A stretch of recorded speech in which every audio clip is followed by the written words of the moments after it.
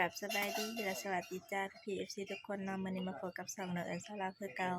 มื้อนี้สองสาวสิมาเฮ็ดเมนูอั่วกบเนาะพี่น้องสาวหญิงเพิ่นกำลังคั่วกบอยู่ตอนนี้เดี๋ยวสิให้เบิ่งเด้อพี่น้องสบายดีพี่น้องมาเห็ดอั่วกบเป็นยิงเด้อทุกคน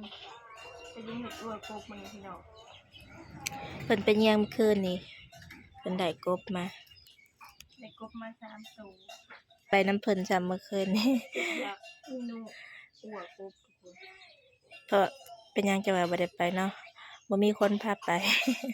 บ่มีคนขับรถให้อ้ายบ่พาไปสาวหญิงเราไปกับพ่อเนาะ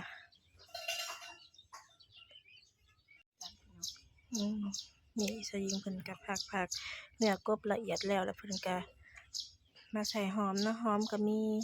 ผักกระเทียมแล้วก็อันหัวชิไข่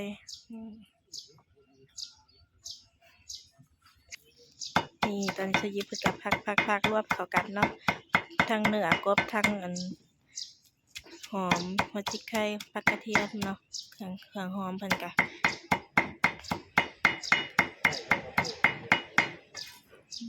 พักให้มันเข้าเนื้อเข้านางเนาะสูตรสาวหญิงเนาะพี่น้อง บ่ฮู้ว่าสูตรผู้อื่นเฮ็ดจังใดเนาะอันเฮ็ดอั่วกบสูตรสาวหญิงสูตรสาวลาว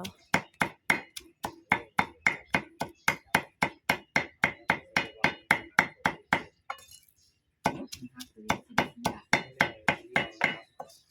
ระตูเพิ่นคิดแนวนี้อันนี้คือกระตูเพิ่นที่เธอยิงเอาทำความสะอาดแล้วพี่น้องแล้วก็สิมาปรุงอันนี้มาปรุงอัน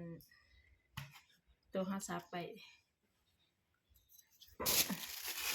เจ้ากุ้งบ่มีหยังหลายพี่น้อง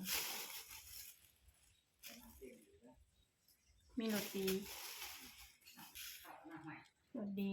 แล้วก็เป็นนัว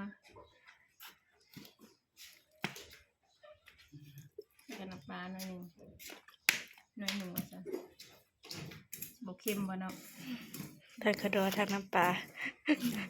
ทั้งขนอทั้งน้ำปลาถ้าก็สิคู่ให้เพิ่นละเอียดพี่น้องให้เพิ่นเข้ากันถ้าก็จะกินไปหยัดใส่โต๊ะเพิ่นหลังจากหยัดใส่โต๊ะเพิ่นแล้วก็จะเอาไปปิ้งพี่น้อง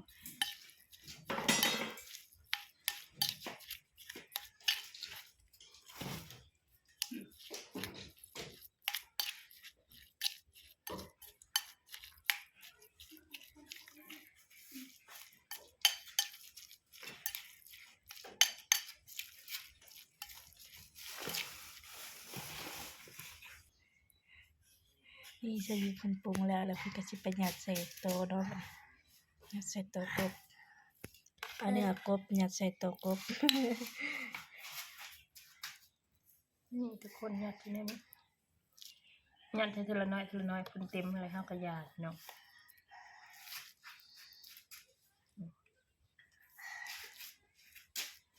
นี่ทุกคนหยัดที่นั่นข้าวเพื่อนกินข้าว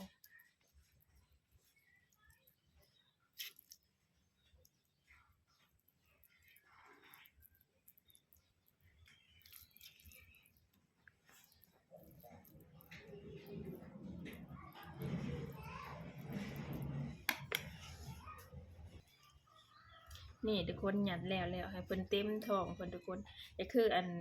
กบไข่เขาเอิ้นว่าอันนี้เขาเอิ้นว่าอั่วกบเลยทุกคนเอิ้นว่าเมนูอั่วกบนี่เต็มท้องเพิ่นเอาลุยอยู่ทุกคนตุ้ยจะยังสิวางไว้อาจจะเอาตัวใหม่มาอีกพี่น้องนี่เอาตัวใหม่มาหยัดต่อโอ้ย รุดมือพี่น้องเอ้ยเป็นตาแซ่บนะอั่วกบมื้อนี้เจ้าเคยกินอยู่เจ้าเอ้ยเอาแม่เจ้าบ่ได้เฮ็ดนะก็กินแต่ดนแล้วลืมรสชาติเลยจะลืมรสชาติข่อยนะคันข่อยได้กบแล้วข่อยเฮ็ดข่อยมักกินเถินหยัดลงทีละน้อยพี่น้องแล้วเพิ่นจะเต็มท้องเพิ่นนี่ทุกคนแล้วพี่น้องหยัดแล้วหยัดอั่วกบแล้วได้3 ตัวพี่น้องมื้อนี้เพราะว่ากบมันมี3 ตัวป้าตัวทุกคนตุ๋ยแฮงเฮ็ดอุลุอยากคือเซานี่พี่น้องงามแฮงวันนี้เฮาก็จะไปปิ้งเนาะทุกคนปิ้งไฟอ่อนๆทุกคนบัดนี้ไปปิ้งกันเลยบัดนี้เจ้าเอิ้นนี่ก็สิ มาปิ้งเลยพี่น้องอืมปิ้งไข่อ่อนๆทุกคน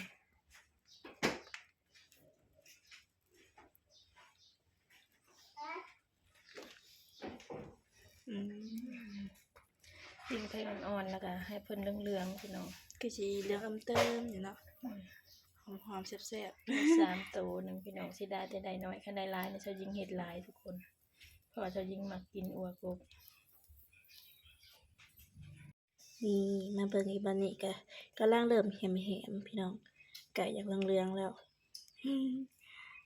ไผ่ก็ไผ่อ่อนๆเนาะคันไผ่แห้งน่ะมันสิบ่เหลืองมันสิกลายเป็นดำ มันลูกง่ายมันเห็นไปไง นี่ปีนค้างแล้วไผ่อยากกินเมนูนี้ต้องใจเย็นๆพี่น้องเพราะว่าเราต้องเฮ็ดไผ่อ่อนคันไผ่แห้งแล้วก็ข้างในก็บ่อยากสุกซะยิงเพิ่นว่านี่พี่น้องเริ่มแล้วเริ่มมีสีสันแล้ว รอมาเกินครึ่งชั่วโมงแล้วทุกคนตอน อันนี้ ก็ ที่ ได้ ดำๆนี่อันนี้คือไข่ของเพิ่นเด้อพี่น้องคือไข่กบบ่แม่นอย่างอื่นเด้อไข่กบอยู่ทางในท้องเพิ่นพี่น้อง อันเมนูนี้น่ะเหมาะกับคนที่หิวข้าวแห้งๆพี่น้อง เพราะว่ามันใช้เวลาโดนตอนนี้สยิงเพิ่นก็เติมไผ่จักหน่อยเนาะเพราะว่าไผ่เริ่มอยากหมดแล้วเพิ่นก็เติมไผ่แหน่นี่เริ่มแล้วทุกคนอีกประมาณอีก10นาทีก็น่าสิได้โอเคแล้วแหละ จับใส่ถ้วยซะเอิ้น สุกแล้วทุกคนป๊าดเป็นตาแซ่บอีหลีพี่น้องเหลืองอ้อย เดืองเฮ็ดอ้อย ๆกรอบ ๆกรอบๆนี่ทุกคนนี่คืออัวกบปลาตัวเหลืองเฮ็ดเติมๆเลยทุกคนมาเด้อกินข้าวเที่ยงกับอัวกบน้ำเจ้ายิงเจ้าเอิ้นเด้อพี่ๆทุกคน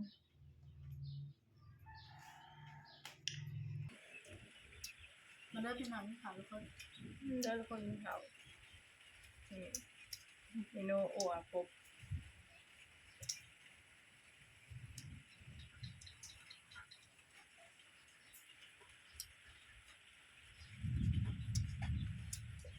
ข้าวก็ห้องมันขึ้นดี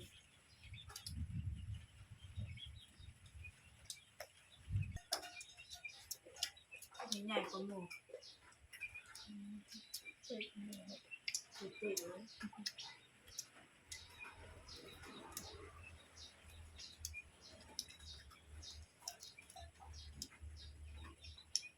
ขังบ้าง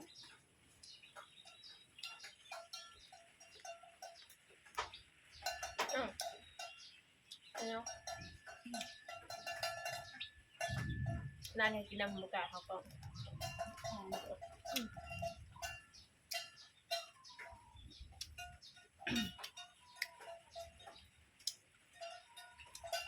ดีเยอะดีเยอะ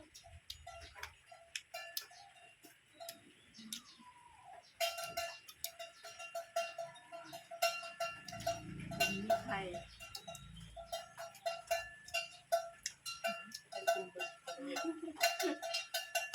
แล้วจำทาว่าดีอยู่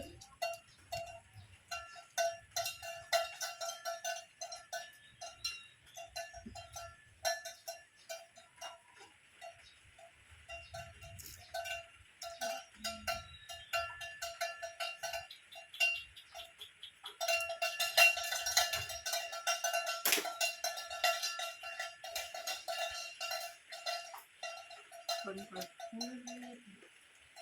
ถ้าตกแห้งหรือไปแย่งมีแบตบอกเขาให้ผ่ากระดับ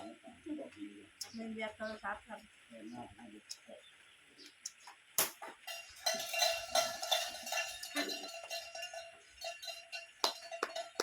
บ้าง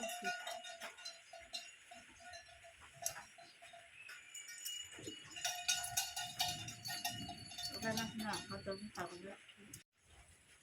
โอเคนะทุกคนหลังจากที่เขาอิ่มแล้วก็จะได้ข้อโต๊ะจบคลิปไว้เพียงสำเนียงเนาะเมื่อหนาพอกันใหม่ถ้าก็ได้มาก็จะเริ่าลืมฝากกดไลค์กดแชร์กดติดตามและกดกระดิ่งเพื่อเป็นเตือนนอนแล้วก็เป็นกำลังใจให้สองสาวเด้อจ้าสำหรับมื้อนี้กราบสบายดีและสวัสดีจ้าบ๊ายบาย